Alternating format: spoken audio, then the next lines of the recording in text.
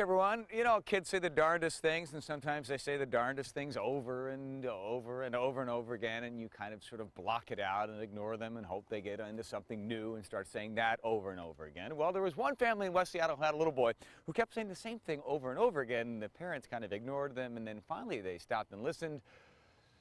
Changed everyone's life. Here's Kim Griffiths. You're winning. Yeah. I did too. The bedtime basketball game is a nightly ritual for the Wright family of West Seattle. Yeah. Another celebration of everyday life for a family that took some work to build. Mommy told me that I was adopted. Were you adopted too? Yeah. Said you were. Where were you adopted from? From Russia. Rob and Heather Wright went all the way to Russia to adopt their son, Nathan. They'd originally searched for siblings to adopt. They'd hoped for more than one, but knew Nathan was meant to be theirs the moment they met him in that Russian orphanage. He fits into our family just perfectly. I mean, we couldn't imagine having a better child if we'd had our own biological child. An adoption journey with a happy ending. They thought this was the end of the story until Nathan became a toddler and started to talk.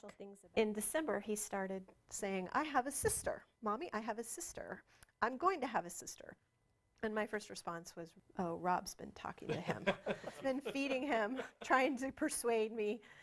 And I asked Rob, and he says, no, I haven't said anything. And so then I thought, well, maybe one of the grandmas was saying something. And I asked them, and they said, no, he's been saying the same thing to us. Toddlers sometimes say silly things that don't make sense. Imaginary friends, even imaginary sisters, aren't uncommon. But what happened next is. And then 6 months later, we get a phone call that he has a biological baby sister who was born in December, around the same time that he started saying he had a sister. The call came from WACAP, the World Association for Children and Parents in Renton. The agency helped arrange Nathan's adoption and had the stunning news that his biological mother in Russia had given birth to a baby girl she couldn't keep. She was a little redhead named Lyuba, living in the same orphanage where Nathan was a year and a half earlier. She needed a family, and the Wrights just couldn't ignore the connection Nathan already seemed to have.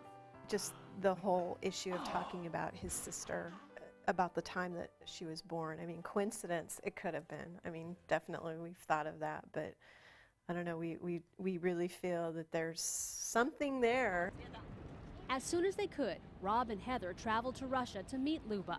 Russian policy requires families to visit a child before the adoption process can proceed.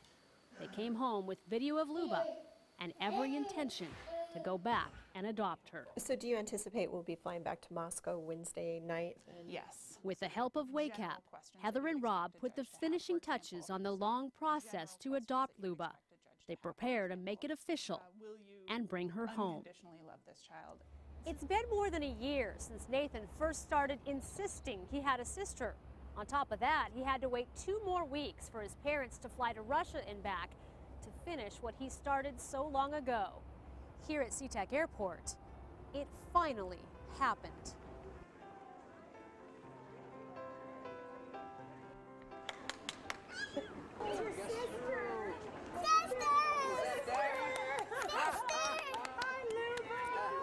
Nathan has loved his baby sister since before they even met.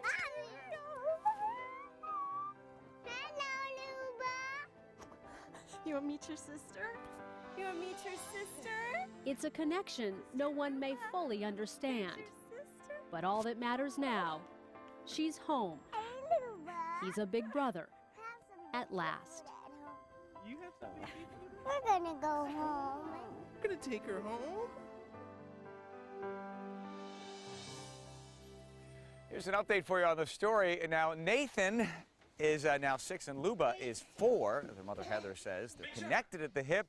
They fight like cats and dogs. They love one another. They love playing basketball with the family. And recently, Nathan made another prediction. Well, about a year ago, he said he had a baby brother, so we're wondering if we're going to get another call at some point for another kid. How about that? So we will let you know whether or not Nathan's next prediction comes true. We'll take a quick commercial break. We'll come right back. Thomas the Train is coming to town.